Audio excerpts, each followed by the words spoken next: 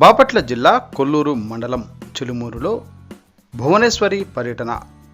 రామలింగేశ్వర స్వామి, వేణుగోపాల స్వామి ఆలయాల్లో ప్రత్యేక పూజలు. నిజం గెలవాలి కార్యక్రమం కోసం వెళ్తూ ఆలయానికి వచ్చిన భువనేశ్వరికి స్వాగతం పలికిన మాజీ మంత్రి నక్క ఆనందబాబు. ఈరోజు నారా చంద్రబాబు నాయుడు గారి సతీమణి నారా భువనేశ్వరి గారు నిజం గెలవాలి కార్యక్రమం ద్వారా చంద్రబాబు నాయుడు గారి అక్రమ అరెస్టు సందర్భంగా దిగులతో హఠాన్ మరణం చెందినటువంటి కుటుంబాల పరామర్శ ఇటీవల జరుగుతూ ఉంది. అందులో భాగంగా బాపట్ల, ప్రకాశం జిల్లాల పర్యటనకి ఈరోజు వెళ్తా ఉన్నారు. ఇప్పుడు మన వేమూరు నియోజకవర్గం నుంచి పర్యటనకి వెళ్తా ఉన్నారు. వారిని రిసీవ్ చేసుకోవడానికి వేమూరు నియోజకవర్గ పార్టీ కార్యకర్తలందరూ కూడా ఇక్కడ రావడం జరిగింది. అన్యాయంగా, అక్రమంగా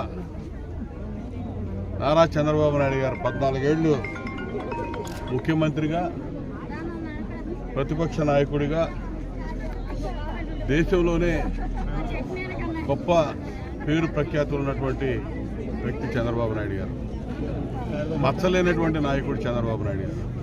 ఈ రాష్ట్రంలో అధికారంలో ఉన్నటువంటి జగన్మోహన్ రెడ్డి 16 నెలలు జైల్లో ఉండి వాళ్ళ తండ్రి అధికారంలో ఉన్నప్పుడు రాష్ట్రాన్ని అడ్డగోలుగా దోచుకొని 43,000 కోట్లు క్విట్ ప్రోకో ద్వారా సంపాదించాడటానికి ఆధారాలతో ఛార్జ్ షీట్లు ఫైల్ అయ్యి జైల్లో ఉండిచ్చినటువంటి వ్యక్తి చంద్రబాబు నాయుడు గారికి కూడా మసిపుయ్యాలనే ఒక ప్రయత్నంలో భాగంగా అక్రమ కేసులు పెట్టి జైలు పంపించడం జరిగింది. ప్రతి కేసులో కూడా బెయిల్ ఆర్గ్యుమెంట్ సందర్భంగా కనీస ప్రాథమిక సాక్ష్యాధారాలు చంద్రబాబు నాయుడు గారి మీద లేవు అని చెప్పి కోర్టులు కూడా వ్యాఖ్యానించినటువంటి పరిస్థితులు మనం చూసాం. అన్యాయంగా నిన్నటికి నిన్న ఐఆర్ఆర్ కేసులో సుప్రీంకోర్టుకి వారికి ఇచ్చినటువంటి యాంటిసిపేటరీ బెయిల్ రద్దు మీద వెళ్తే సుప్రీంకోర్టు అత్యున్నతమైనటువంటి న్యాయస్థానం కూడా చివాట్లు పెట్టినటువంటి పరిస్థితి నేను చూసాం. అంటే అక్రమంగా, అన్యాయంగా చంద్రబాబు నాయుడు గారిని కావాలని జైల్లో పెట్టాడు. చేతిలో సిఐడి అనే వ్యవస్థ ఒకటి ఉంది కాబట్టి ఏదో ఒక విధంగా చంద్రబాబు నాయుడు గారిని జైలుకి పంపించాలి. ముద్దాయిగా ఉన్నటువంటి జగన్మోహన్ రెడ్డి చంద్రబాబు నాయుడు గారిని కూడా ఒక అవినీతి పరుడుగా చూపించాలనే ప్రయత్నం.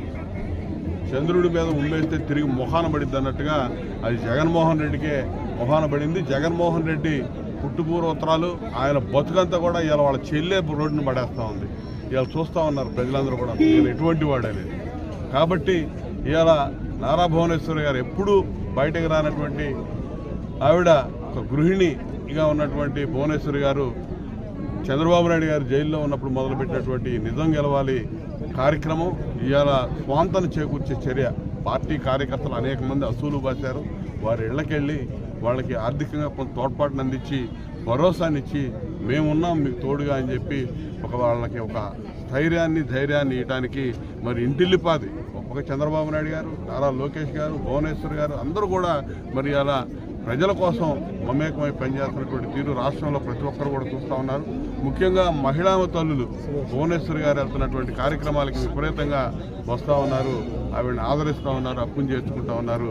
ఇవాళ ఈ రాష్ట్రంలో జగన్మోహన్ రెడ్డి దుర్మార్గ పరిపాలన ఎప్పుడు పోద్దా అని చెప్పి ఎదురు చూస్తూ ఉన్నారు. ఇవాళ కౌంట్ డౌన్ ఇంకా 70 రోజుల్లోకి వచ్చింది. 70 రోజుల్లో ఈ దుర్మార్గుడి పరిపాలన అంతమొందిస్తూ ఉన్నారు. ప్రజలు ఎదురు చూస్తూ ఉన్నారు. తరిమి కొట్టడానికి సిద్ధంగా ఉన్నారు. మళ్ళీ తిరిగి జైలుకు పోవడానికి సిద్ధపడమని చెప్పి జగన్మోహన్ రెడ్డిని నేను హెచ్చరిస్తా ఉన్నాను.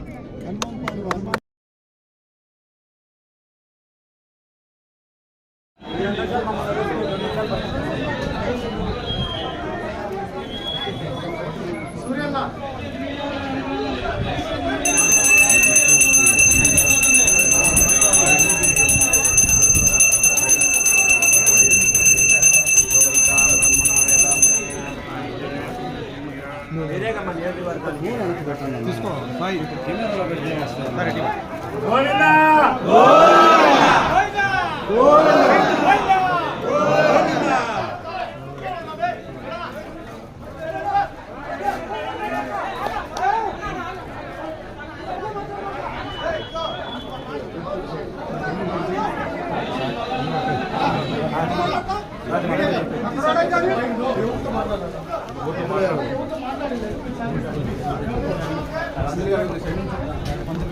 క్లియర్ చేసుకోండి అన్న, మీరు సైడ్కి వచ్చి క్లియర్ చేసుకోవాలన్నా.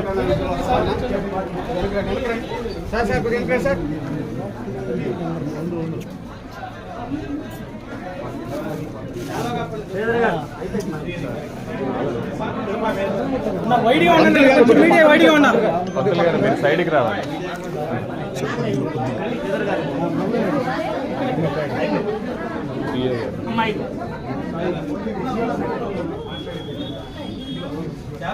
అన్న బయట పదండి అన్న, అలానే వెనక్కి పదండి బ్రదర్, జరగాలి.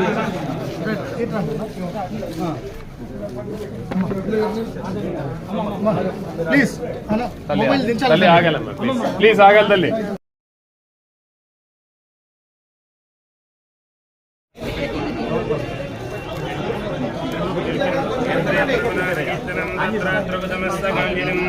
బాష్పవారి పరిపూర్ణలోచనం మారుతం నవతరాక్షాంతకం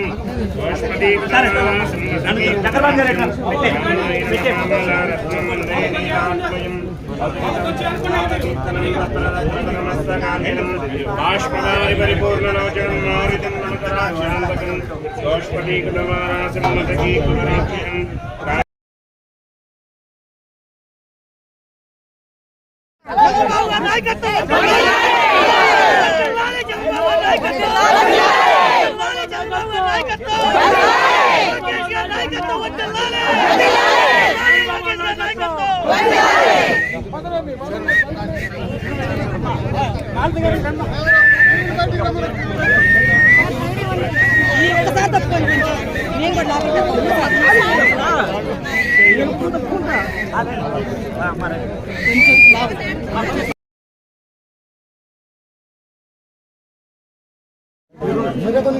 ఇంకో చెప్పు చూస్తారా కొంచెం ప్లీజ్.